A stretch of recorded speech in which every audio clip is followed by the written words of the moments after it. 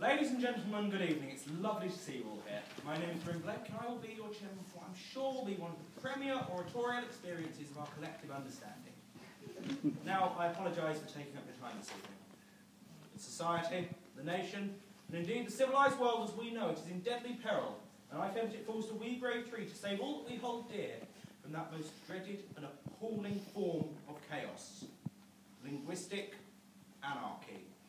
Thankfully, we at the Cottesloe School have assembled a crack team of elite orators to warn against the destruction of our society. Tom Crilly-McKean is our main speaker, and we should think ourselves lucky for it, ladies and gentlemen. Here is a true artist with words, a lexical Michelangelo, whose mission it is to impart to you true wisdom and golden eloquence.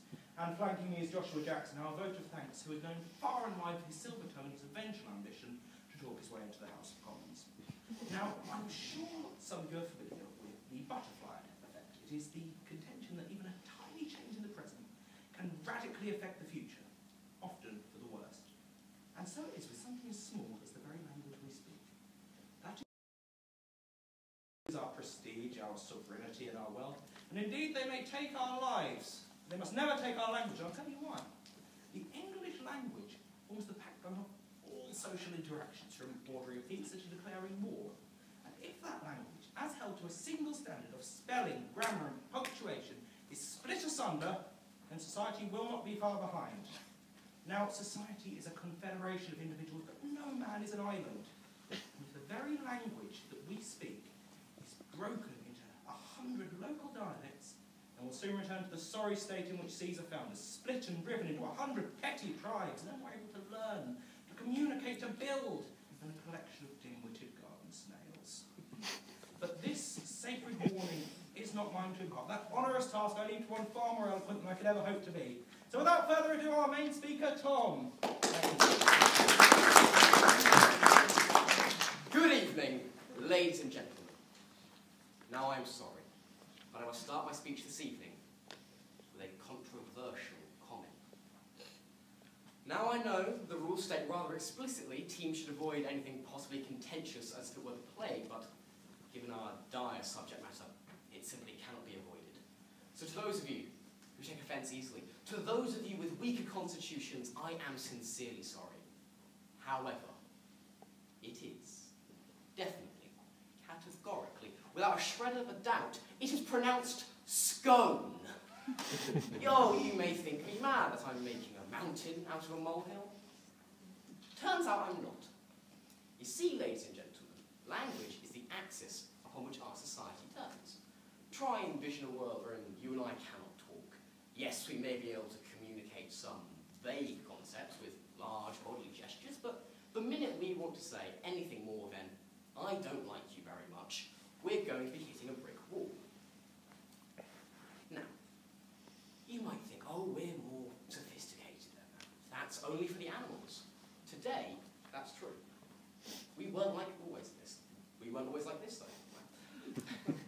100,000 years ago, humans lived in familial tribes of no more than 10 and 11 people, and they could barely communicate with each other, let alone anybody else. You think it's hard being a grumpy teenager now? You try that when you can't literally talk to your parents. Now, if I were to pose you a question, ladies and gentlemen, what got humans out of the caves? You'd probably reply with something along the lines of, oh, we're smarter. And to an extent, you would be right. However, according to the political, linguistic anthropologist Francis Fukuyama, that is not the case. It is what he calls social cohesion. Now, that essentially means humans were able to band together in larger and larger groups and tribes without devolving to violence and madness. This is because what kept us together was stronger than what was breaking us apart. Now, there are many factors for this, but principally, it was a shared language that made us dominate the world. Now, you may be thinking, well, that's all well and good, Tom. But what on God's green earth does that have to do with scones? To which I will reply, everything. The link between scones and the development of man from lone savages to savages in a group to the well-dressed savages we are today, they are inextricably linked. Now, I'm not saying ancient man had a penchant for baked goods and was a big fan of Mary Mary, so aren't we all? No, it's that when humans can agree on how to pronounce something, to convey something, social cohesion, and therefore survival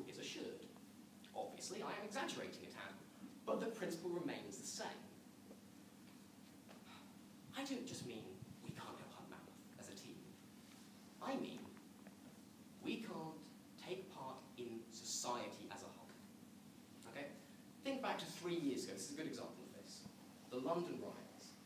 Do you think the authorities that were telling everyone, calm down and stop looting, sounded anything at all like the people who weren't calming down and still looting? No, they were entirely different. But this is where things get interesting. There's a video on the internet of a woman in Tottenham berating the looters for their behaviour in the local dialect with the local Lexis. They stopped. Shamefaced. That's how important a standardised, shared language is. So, let's just say we don't all agree. What happens then? Because that's happening more often than you think. We live in a globalised world. Language change has gone from a slow, steady, methodical pace to breaking the sound barrier. Language on a local level is diversifying, and we can't do anything about it. It might not be bad, except for the development of YOLO we had a few years ago, which was just awful for everybody involved. But this diversity of language, it could do one of two things. We might become more interesting, more unique in local villages and towns. Or society might crumble into a million pieces. I'm not actually exaggerating this time. It nearly happened before. Flashback to primordial man painting on the walls of his cave. Back then, these tribes we were living in, not only could they not communicate with each other, but quite literally with other tribes. We were killing each other. Now you may think that that's nothing different. We're still doing that today. Well, back when humans were a few barely clothed nomads, we just couldn't afford to lose the numbers. Turns out we got over by interbreeding and cohesion soon followed. Although only to an extent, because I know today I want to declare tribal warfare on people who say swag, lol, and soz. But the really important thing, ladies and gentlemen, back then, an evolutionary arms race was occurring to see which species would dominate the world. Now, here's the question. Who would have won had we not? Would it have been our cousins, the great apes, industrious bees, a pack of wolves? No. Ducks. Yes, ladies and gentlemen, ducks. The second most socially cohesive species on the planet is ducks. Our race was very nearly bulldozed by mallards. If that doesn't make you feel insecure, I'm not entirely sure what will. So do you see why we put so much emphasis, so much pressure on a standardised language? When one knowingly deviates from pronunciation, from spelling, from grammar, you can get anything from minor arguments to social unrest or the eventual rise of the waterfowl. So, knowing this, knowing how important social cohesion is, it is definitely, categorically, and without a shadow of a doubt, it is pronounced scone, ladies and gentlemen. Thank you very much.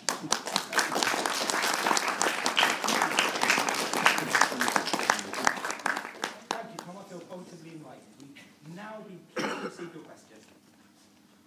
I will endeavour to pronunciate my words with as much accuracy as I possibly can, because I wonder whether you would foresee a two-tier society, one with clear enunciation and one that lives and communicates with Twitter speak and other social media abbreviations, none of which I personally understand, but hope you would enlighten us as part of the answer.